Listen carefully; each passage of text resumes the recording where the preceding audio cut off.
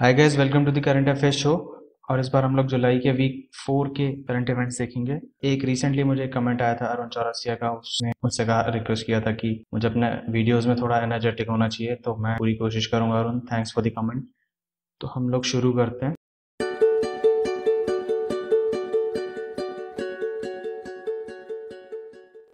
तो हमारा आज का पहला क्वेश्चन है कि प्रदेश में कुल कितनी तहसीलें हैं।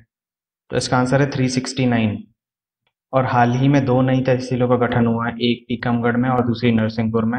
जो टीकमगढ़ में है वहाँ की एक उप तहसील बड़ागांव को अब तहसील का दर्जा दे दिया गया है, और साथ ही नरसिंहपुर का जो साईखेड़ा विकास खंड है उसको भी तहसील का दर्जा मिल गया है। अब इसी के साथ में टीकमगढ़ में 11 और नरसिंहपुर में 6 तहसील हो चुके हैं। तो ये एक बहुत इंपॉर्टेंट क्वेश्चन है। हमारा अगला क्वेश्चन है, V2C Bazaar.com वेबसाइट किस मिशन से जुड़ी हुई है। और इसका आंसर है आजीविका मिशन। और इस मिशन से ग्रामीण स्वयं सहायता समूह के सदस्य अपने बनाए हुए उत्पादों को डिजिटल प्लेटफॉर्म से वैश्विक बाजार से जोड़ते हैं। मतलब गांव में जो स्वयं सहायता समूह होते हैं, वहां की महिलाएं अपने बनाए हुए उत्पादों को पूरे विश्व में भेज सकती हैं। और यहाँ पे V2C का मतलब होता है विलेज टू कंज्यूमर, यानी गांव से लेकर के जो उपभोक्ता है वहां तक। अगला क्वेश्चन है, रक्षा रथ क्या है। तो रक्षा रथ नवदुनिया ग्रुप की एक बहुत ही सकारात्मक पहल है, जिसके तहत मध्य प्रदेश और छत्तीसगढ़ की जो महिलाएं हैं वो हमारे देश के जवानों को, जो कि बॉर्डर पे तैनात रहते हैं, उनको एक रथ में राखियां और ग्रीटिंग कार्ड्स रख करके भेजेंगी, जिससे कि उनकी हौसला अफजाई की जा सके। नेक्स्ट क्वेश्चन है, जाबाली योजना क्या है। ये उन परिवारों के लिए जो देह व्यापार में संलग्न है और उनके बच्चों को सम्मानपूर्वक जीवन देने के लिए यह योजना शुरू की गई है। इसका उद्देश्य यह है कि पढ़ाई के साथ उन बच्चों को कौशल प्रशिक्षण से जोड़कर रोजगार के लिए प्रेरित करने हेतु यह योजना शुरू की गई है। अगला क्वेश्चन है, जैविक बीज उत्पादन के लिए प्रदेश में कितने शासकीय क्षेत्रों का चयन किया गया है। तो इसका आंसर है 8। इससे रिलेटेड कुछ जो दूसरे डिटेल्स हैं वो ये है कि मध्य प्रदेश में प्रदेश जैविक नीति 2011 से लागू की गई थी, और जैविक खेती विकास परिषद का गठन 2014 में किया गया था। और जो हमारा नेशनल ग्रीन ट्रिब्यूनल है, जो कि भारतवर्ष में कुल 7 ग्रीन ट्रिब्यूनल्स हैं जिनमें से एक भोपाल में है, उसके अनुसार जैविक खेती विकास कार्यक्रम का नर्मदा नदी के किनारे पर प्रमुख रूप से लागू किया जाना चाहिए। और कृषि उपज मंडी में जैविक उत्पाद के विपणन के लिए अलग से प्लेटफॉर्म्स बनाए जाने चाहिए। अगला क्वेश्चन है, क्लाइमेट स्मार्ट विलेज परियोजना में प्रदेश के कितने गांव चयनित हुए हैं। इसका आंसर है 60। और ये 20 गांव सीहोर, राजगढ़ और सतना जिले से सिलेक्ट हुए हैं। इस परियोजना का जो उद्देश्य है वो यह है कि जलवायु परिवर्तन के दुष्प्रभावों से किसानों और फसल उत्पादन को बचाने के लिए यह शुरू की गई है। और ये अभी एक पायलट प्रोजेक्ट ही है, मतलब पायलट प्रोजेक्ट मतलब सिर्फ इस परियोजना की टेस्टिंग की जा रही है इन 60 गाँव में। उसके बाद अगर ये परियोजना सफल होती है, ये पायलट प्रोजेक्ट अगर सफल होता है, तो ये फिर पूरे देश में लागू किया जाएगा। अगला क्वेश्चन है, सोहम क्या है। तो सोहम एक श्रवण स्क्रीनिंग उपकरण है, और इसका जो उद्देश्य है वो ये है कि नवजात शिशुओं में जो कि बचपन से ही श्रवण बाधित होते हैं, उनको अगर तुरंत उपचार मिल जाता है तो उनकी श्रवण शक्ति ठीक हो सकती है। हेयरिंग इम्पेयर्ड जो बच्चे होते हैं बचपन से ही, उनकी जो हेयरिंग कैपेसिटी है वो नॉर्मलाइज की जा सकती है इस उपकरण को यूज करके।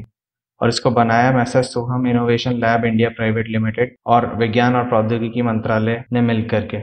और ये प्रक्रिया काफी महंगी होती थी, जिसके कारण से ये आमजन की पहुंच से बाहर थी। लेकिन अब इस सस्ते उपकरण के बन जाने से ये सभी के पहुंच में आ जाएगी। इसको उपयोग इस तरीके से किया जाता है कि शिशु के सर पर 3 इलेक्ट्रोड के माध्यम से दिमाग से जो श्रवण तरंगें निकलती हैं उनको मेजर किया जाता है, और अगर मस्तिष्क में कोई प्रतिक्रिया नहीं होती तो इसका मतलब होता है कि बच्चा सुन नहीं सकता। अगला क्वेश्चन है, राष्ट्रीय सीमा शुल्क केंद्रीय उत्पाद शुल्क एवं नारकोटिक्स अकादमी कहाँ शुरू की जाएगी। तो इसका आंसर है भोपाल।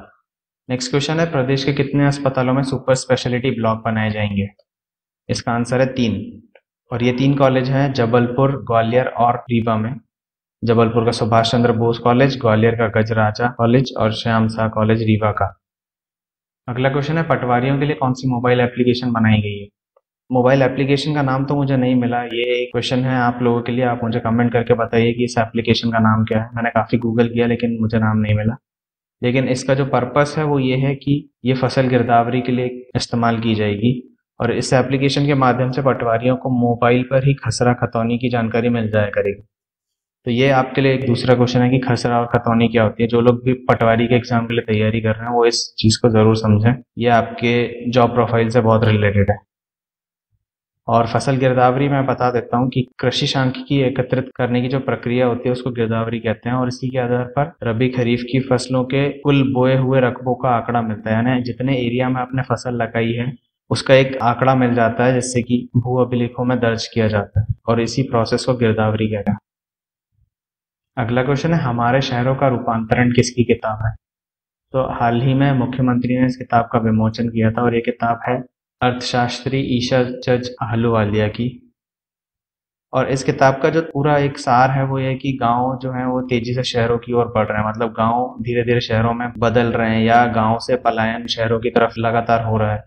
इससे शहरों के लिए चुनौतियां भी पैदा हो रही हैं, लेकिन क्योंकि हम शहरीकरण की प्रक्रिया को रोक नहीं सकते, इसलिए बेहतर प्रबंधन और नियोजन से ही इस व्यवस्था को ठीक किया जा सकता है।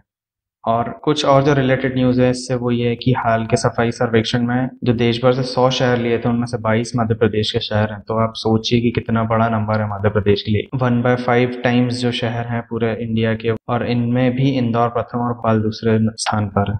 दूसरा इससे रिलेटेड न्यूज़ है वो ये है कि प्रदेश के 7 शहर स्मार्ट शहरों की सूची में शामिल किए गए हैं। और उसमें एक नया सेक्शन ऐड कर रहा हूँ आज, जिसके हिसाब से जो बहुत कम इम्पोर्टेंस वाली न्यूज़ है वो मैं आखिरी की स्लाइड पर रखूंगा। तो अब से मुख्यमंत्री प्रतिदिन लोक सेवा प्रदाय कानून की समीक्षा करेंगे, मतलब जो सीधे सीधे पब्लिक सर्विस वाली जो सेवाएं होती हैं वो उनकी समीक्षा करेंगे, और ये सीधे उनके डैशबोर्ड पर ही रहेंगी।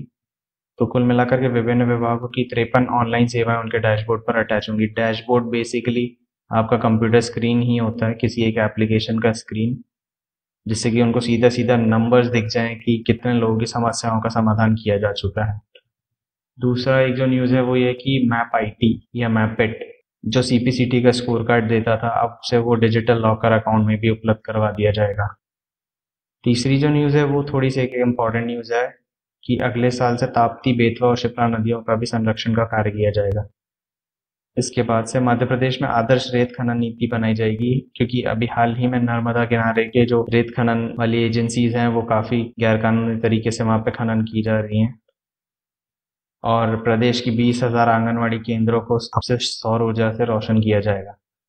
तो दोस्तों इसी के साथ ये वीडियो खत्म होता है। मैं अगले वीडियो में जून का पूरा करंट अफेयर्स खत्म कर दूंगा, उसके बाद मैं जनवरी से स्टार्ट करूंगा, क्योंकि काफ़ी सारे लोगों की रिक्वेस्ट है कि जनवरी 2017 से मुझे स्टार्ट करना चाहिए। तो अगले जो 2 वीडियोस होंगे उनमें से जून पूरा कंप्लीट हो जाएगा और जनवरी भी पूरा कंप्लीट हो जाएगा। तो आप देखते रहिए fun and learn. Thank you.